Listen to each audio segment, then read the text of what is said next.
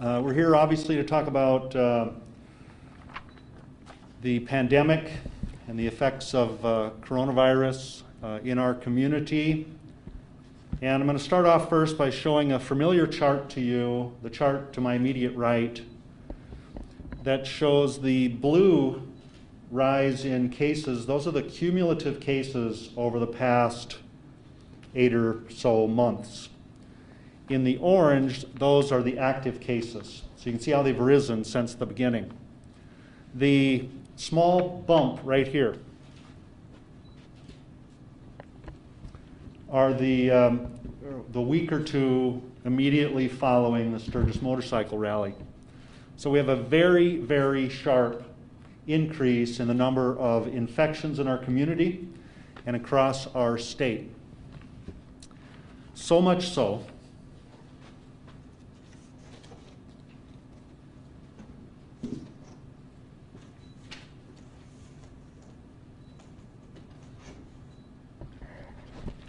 I created this chart to be able to articulate what percentage of the total state population has been infected at one time by COVID.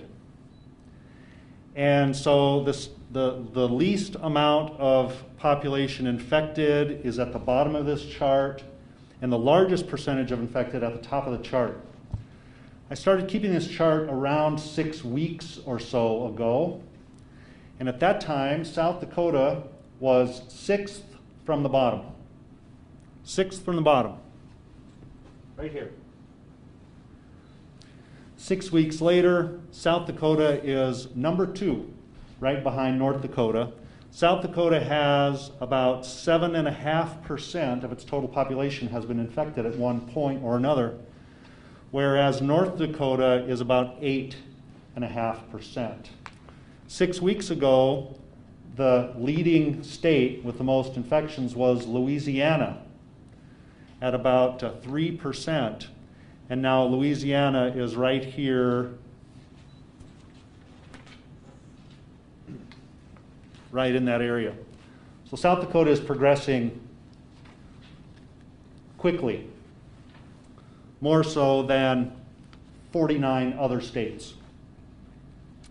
So South Dakota's trend, this has been no surprise. It's been it's not been abrupt. It's been incremental for the past 6 weeks. We're going up one more slot and one more slot, overtaking state by state until now we are at the top of this chart. So it should be no surprise to anyone. At this time, I'd like to introduce Dr. Lori Simon with the Rapid City Area School District to give an update on the schools.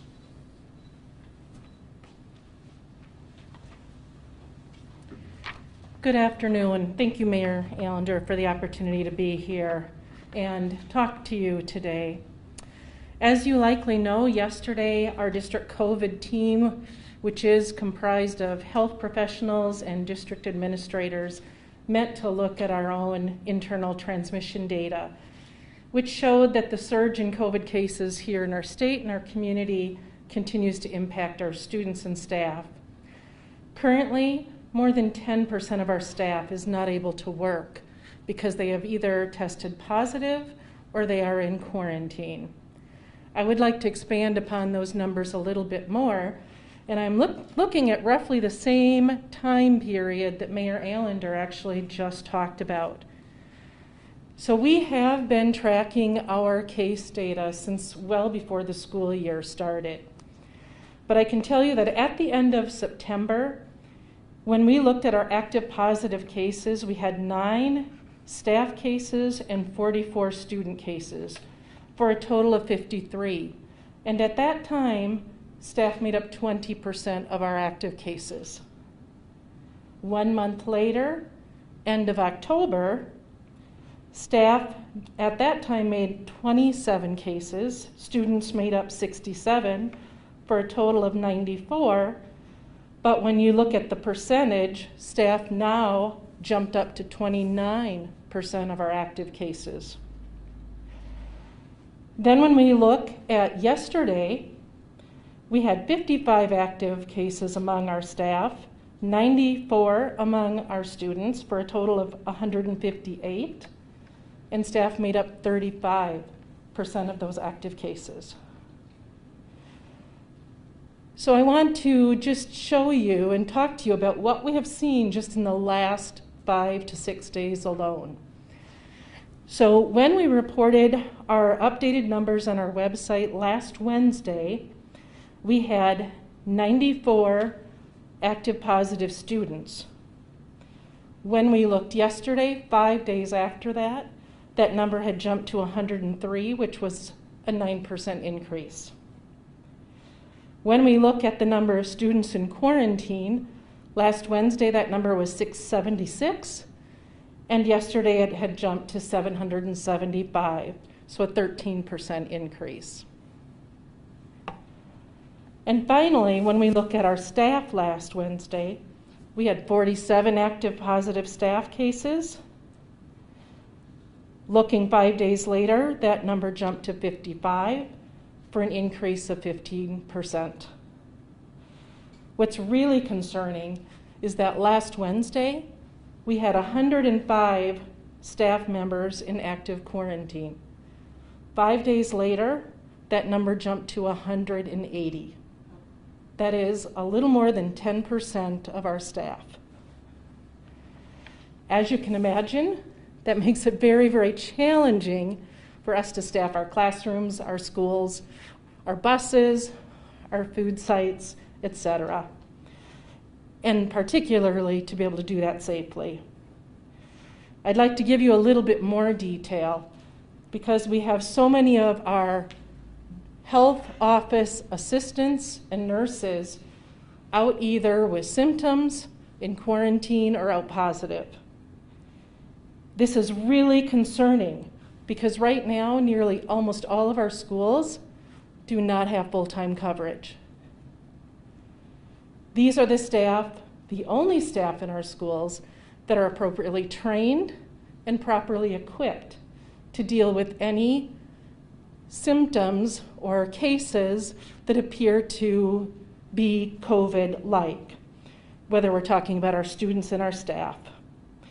But they also tend to our students with medical needs, they hand out meds, and they play a really critical role in contact tracing, entering quarantines and positive cases into our database, and really just helping to mitigate the spread. So they are absolutely essential. For these reasons, it has been decided that we are moving to level 3 as of tomorrow. We believe it is absolutely necessary. This does mean that all of our students will learn remotely the rest of the week. And we will reevaluate after the Thanksgiving holiday. We will continue to meet daily, but we will inform families whether we'll continue or whether we can return to school following Thanksgiving. Thank you. Thank you, Dr. Simon. So one of the questions you may have is, why are we in this position? At least I hope you have that question. And what can we do about it? And there's debate about that. What can a government or what can a community do about a disease? There's been disease for a long time, and there's been government attempts to intervene many, many times, and we still have disease. So certainly there's no magic to be had in medical science. However, our community spread is substantial. In fact, yesterday, Forbes magazine came out with their top 10 riskiest states in the U.S. to visit, and South Dakota was at the top of that list due to the high infection rate and due to the high testing positivity rate. It is being described, for lack of a better term, as a wildfire at this point. And we have a new president who will be sworn into the White House in the third week in January. That president-elect has been talking about national lockdowns. He's talked about mask mandates. He's talked about a number of things. And I'll just tell you from my perspective, pay attention to the promises politicians make during campaign season because they're going to aim to make good on them as quickly as possible. So our concern here is now and has always been our hospitals. Today, currently, our ICU beds are becoming scarce. There are many transfers taking place out of town and out of state in order to accommodate those intensive care patients. There's an ebb and flow to the capacity in our hospitals. So today it might be okay, tomorrow it might be a disaster, and the day after it might be okay. But it's that lack of predictability that threatens people's safety. And waiting until we are over capacity is far too late, because that will directly relate to people suffering and to death. COVID patients are one thing, but there are other patients needing hospital care, and when there are a scarcity of hospital capacity, those other patients will suffer equally. And you probably know someone who has been a heart patient, maybe had a heart attack or a cardiac ailment, stroke, influenza, trauma victims, blood clots, pulmonary disorders, infections, cancer, and the list goes on.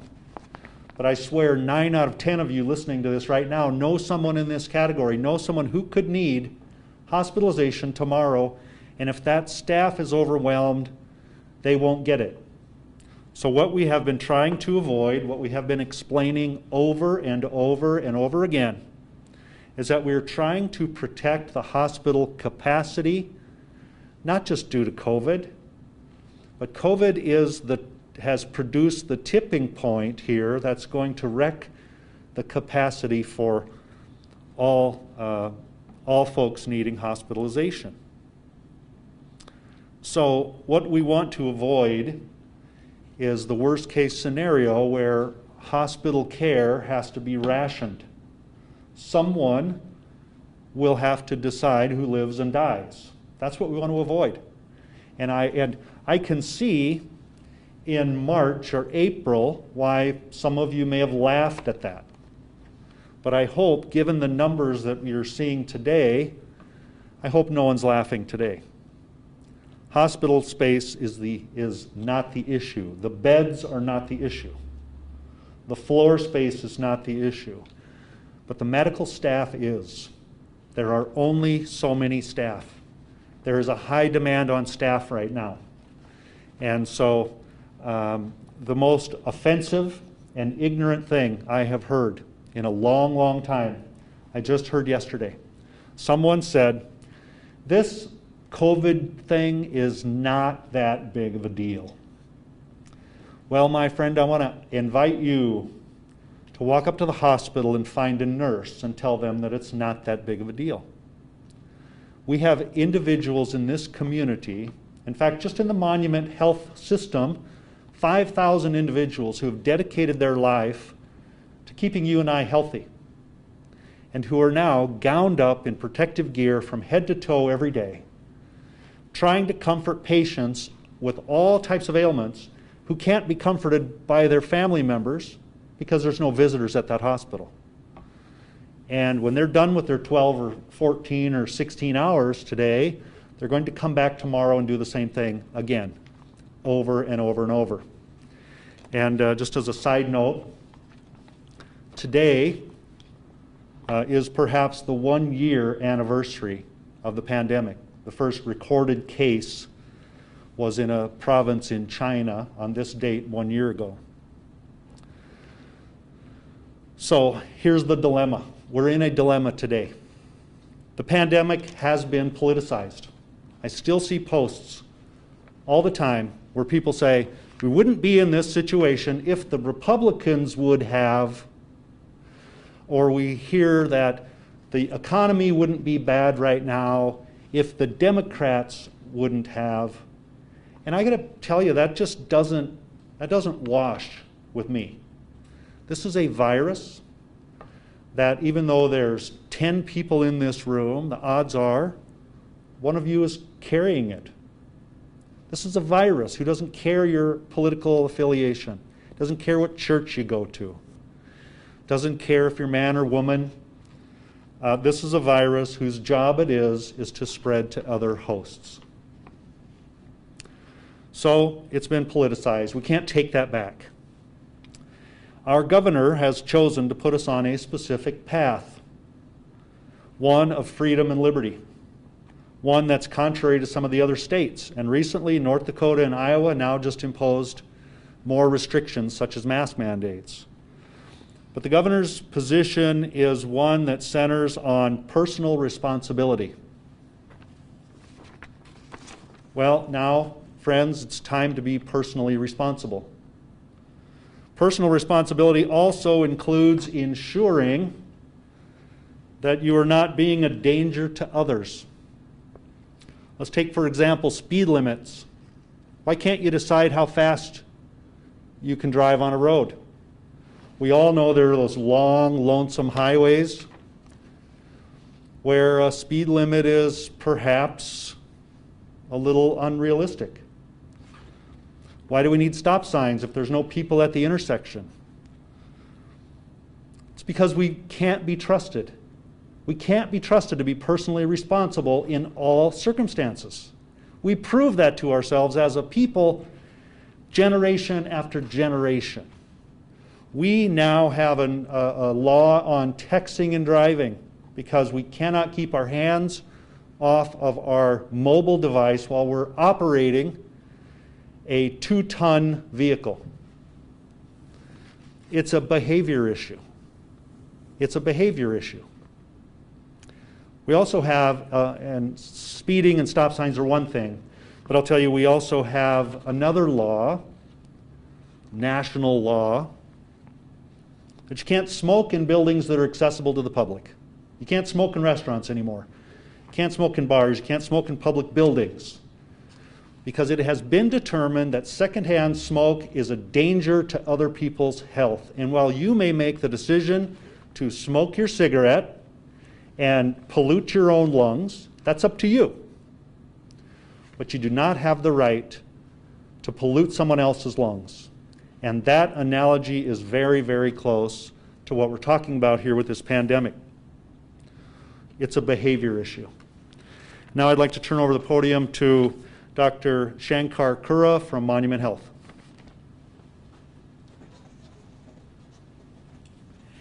Thank you, Mayor Allender. Thank you for giving me this opportunity to speak with you, all of you. Let me begin by saying we are in a historic time. It has been 100 years that we have seen something like this. It was 1918 when we had a flu pandemic caused by the influenza virus.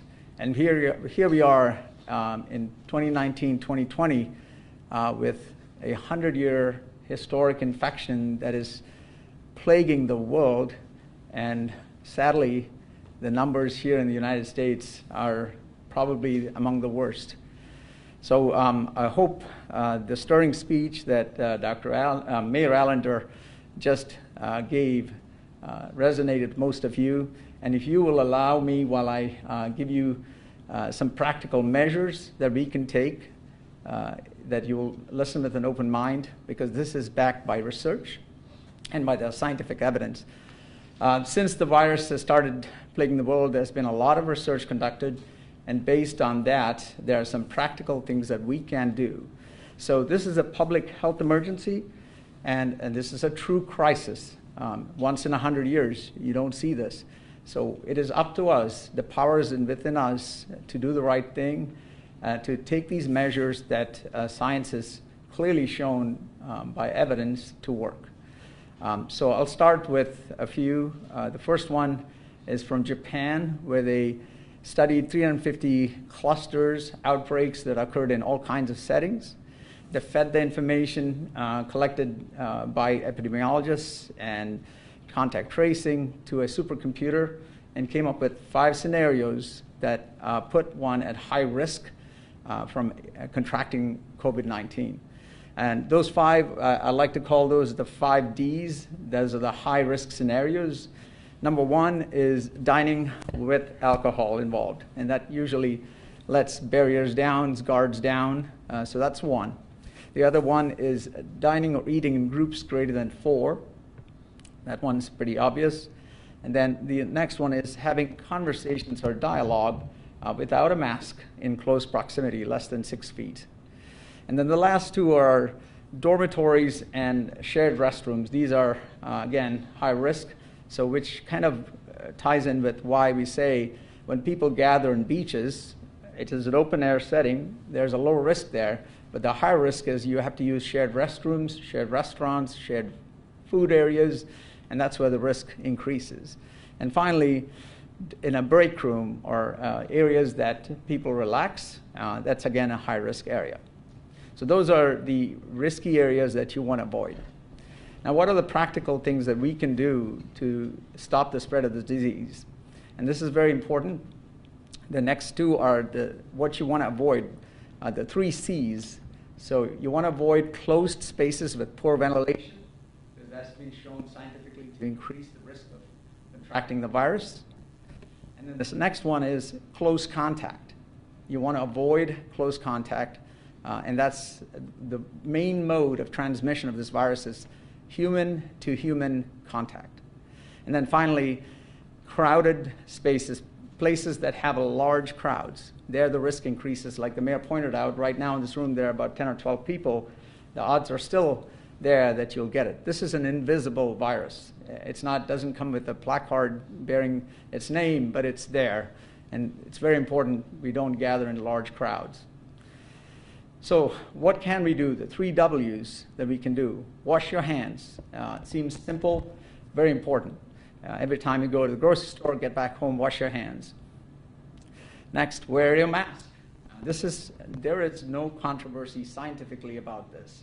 The preponderance of evidence, and every day, every week, there are studies being published showing clearly masking helps those who wear it and helps others as well. So it's very important that you do that. And finally, the last W is watch your distance, the 6-foot distance. Very important to do that as well. These are things we can easily do. So I would say it is in our hands, Rapid City and West River and the state, to do the right thing, to save your own lives, your family's lives, friends you know, neighbors, and even as you go about your daily lives, I'm sure all of you had this familiar experience of absolute strangers that you never knew do kind acts that made a big difference in your day for that day. One day that person won't be around. And these are the folks you're trying to save. So remember this, and let's all do what we can, because it's in our power to stop the virus. Thank you.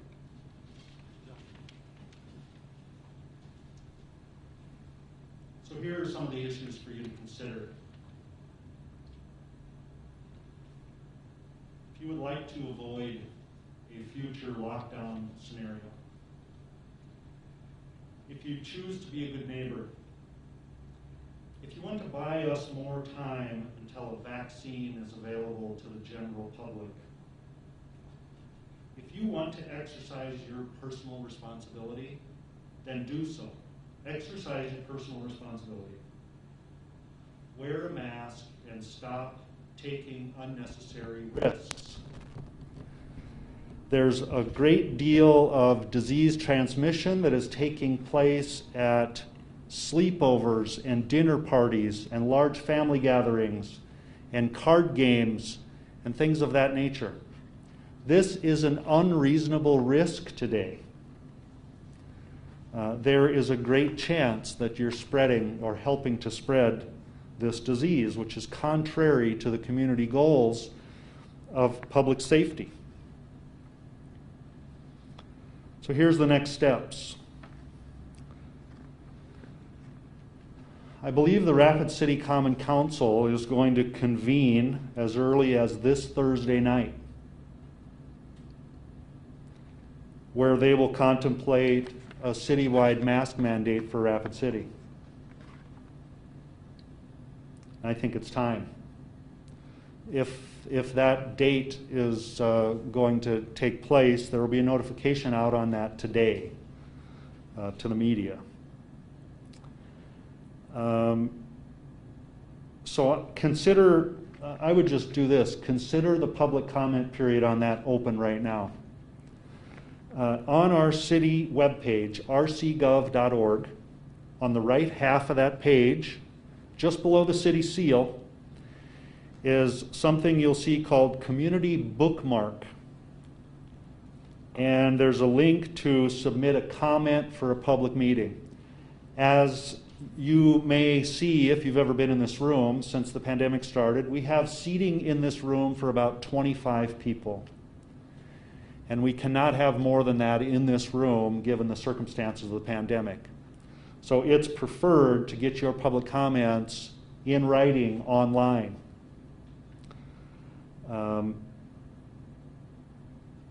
So that's what's happening next. There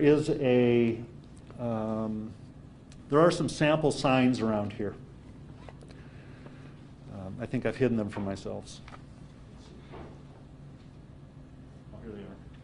They're on that last easel, Daryl. There's some sample signage here that could be placed on the outside of businesses, outside of any other public venue. It's okay to require a mask for people to come into your building. You're only keeping people safer. And we are talking about this, ladies and gentlemen, this. We're not talking about an iron lung, not talking about a ball and chain, not talking about a tattoo on the inside of your lip. We're not talking about anything but a little piece of fabric that can cover your mouth and nose. And as Dr. Kura said, there is no controversy in the medical community over the wearing of masks.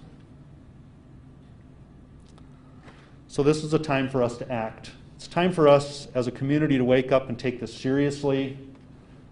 We could very well be closer to the end of this pandemic than we are the beginning. Who knows? One thing I learned is that you do not predict things in 2020. Everything can change. But we have gone through a lot, and I think it's important for all of us now to take on the role of public servant, to take on the role of public safety, and to take ownership of what's going on in our communities, starting with what's going on in your own home. So thank you very much for listening today, and we will take questions from the media. I would just ask you to go to the podium and ask your questions there. And you can address anyone up here. How about the Rapid City Journal on the telephone? Do you have a question? Hi, yes, thank you so much, Mayor Allender. I was wondering, previously you said that you haven't considered a mask mandate because there would be no way to enforce it. Could you talk about what, other than the cases, may change that, and if council does discuss this on Thursday, what enforcement they could come up? Well, enforcement's going to be a challenge, there's no doubt about it. But if passed, this will be a city ordinance, and we'll have the same responsibility to enforce that as other things. My wish is that the shop owners, the store managers would do their own enforcing in those buildings, and that this wouldn't be an issue where we actually have to have someone call 911 to report a non-mask wearing person.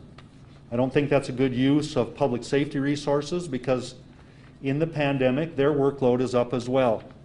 But we're here in between a rock and a hard place, and really running out of options. I think enforcement is definitely a concern, but I think we have to consider that when this ordinance becomes effective.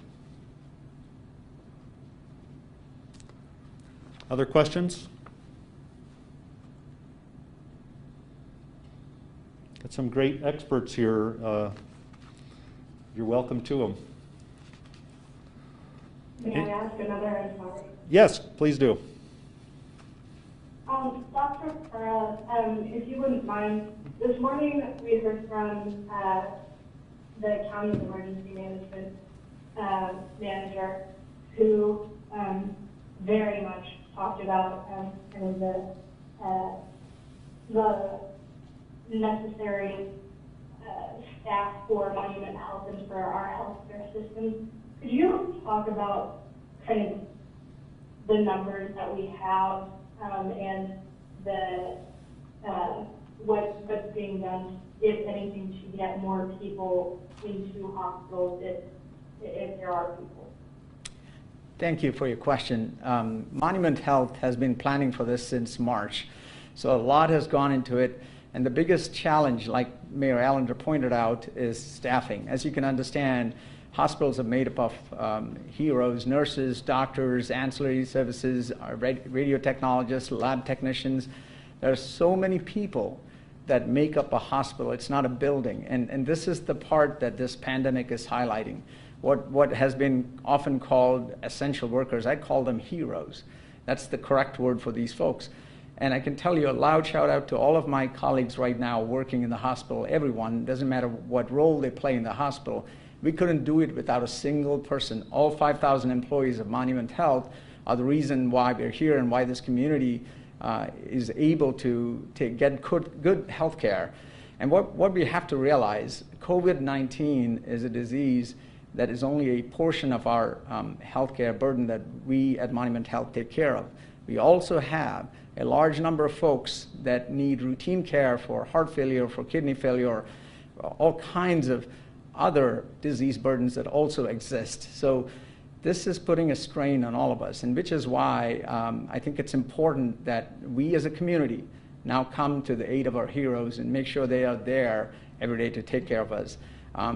It is not uncommon to see the same kind of morbidity and mortality among doctors, nurses, and healthcare workers in general. Currently in the United States, there are close to 1,500 deaths that are healthcare workers. And so we can't do this without protecting ourselves. And for that, we need the community to stop the spread within the community by doing these simple practical measures that will actually stop the disease from spreading and the numbers from rising. If we can do that, we'll be able to be around and take care of folks, not just COVID, but the other diseases as well. But to give answer your question about numbers, we're at capacity. It's a very simple answer. We're daily seeing about 250 total admission census, and the number of the total COVID-19 cases range between 80 and 90. And the reality is, with the rising community numbers, those numbers could be dwarfed. And there comes a point, no matter how well we plan for this, we don't want to reach a situation where we have to talk about who do we care for first and how do we do that. And that has happened in New York City, as you saw in April. We don't want that to happen here in the West River. So thank you for your question. AJ with News Center 1, I have a question for Dr. Simon. Out of the three factors that you listed between student cases, staff cases, and the drop in nursing staff, were there any of those that tipped the scale towards going to level 3? And to follow up on that, what would the district be looking for to returning to a lower level? Thank you for the question. So certainly our active cases among our students and staff is a really key consideration, as is our nursing office situation. I think the tipping point for us was that dramatic increase in the total staff in 5 days' time, going from 105 to 180 staff in quarantine. That got us to a tipping point where we were hearing from principals, I can't staff my classrooms, I can't appropriately staff, my transportation fleet, et cetera. And so as we look at our data the next several days, what we're really going to be looking at is, what is it going to look like in our health offices? Are we going to see nurses and health assistants returning after the Thanksgiving break, coming back from quarantine or from being positive? Are we going to see our numbers of staff in quarantine continue to drop? Hopefully we're not going to see those numbers go the opposite direction, but we're going to monitor all of that closely. But I would say those are the two probably most key things that we will be looking at. And we will likely as we have been several times a month, often 2 to 3 times a week, consulting with our medical health community as well.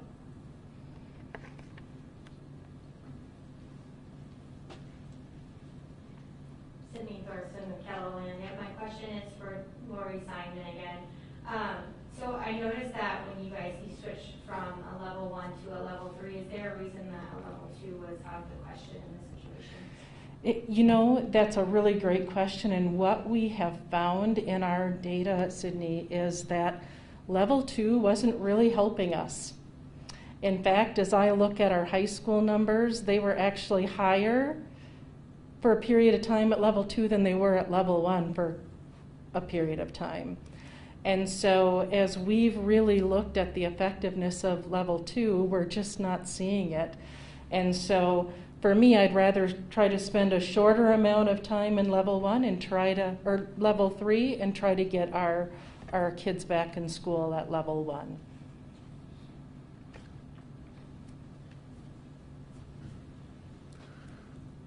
Last call for questions.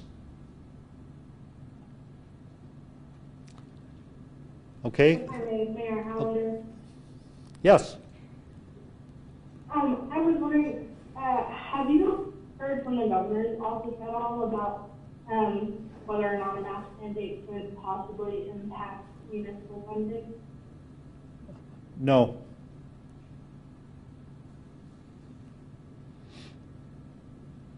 Thank you. I was also wondering, Dr. Kura, sorry to go back and forth, would you be able to talk about kind of elective procedures and if the hospital is set up to do that at all, or all efforts have been put towards COVID-19, the patients that you have right now? Good question. Thank you again. So let me start by saying that elective procedures is a term that's not quite understood. So let me kind of clarify. I just came before this meeting from a meeting doing precisely that, looking at with a group of our operational leaders and the president of the hospital, John Pierce, looking at this particular aspect of our care, which is surgeries. And what I would say is we have a team of anesthetists, surgeons, operational leaders who sit down every day looking at every surgery that's performed at the hospital and weighing the risks and benefits. So if there's a case that cannot be postponed, that's who gets to be under the go to the OR and get what is called timely care.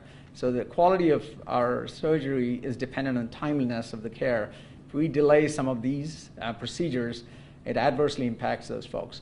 So it's a very, I would call it a balancing act to make sure that you don't abandon the very folks that need help, while balancing the fact that you have to curtail some of those surgeries and postpone those and keep the numbers down so we can be more effective in taking care of a surge in COVID cases. So the answer to that is we look at this daily, and it's looked by a team of folks, and the decisions are made keeping that in mind and keeping the fact that we want to be able to handle a surge. And we are seeing that surge right now as we speak, which is why I would end on saying the community needs to come to our aid and follow these basic principles of public health that will prevent this disease from spreading and causing a true crisis.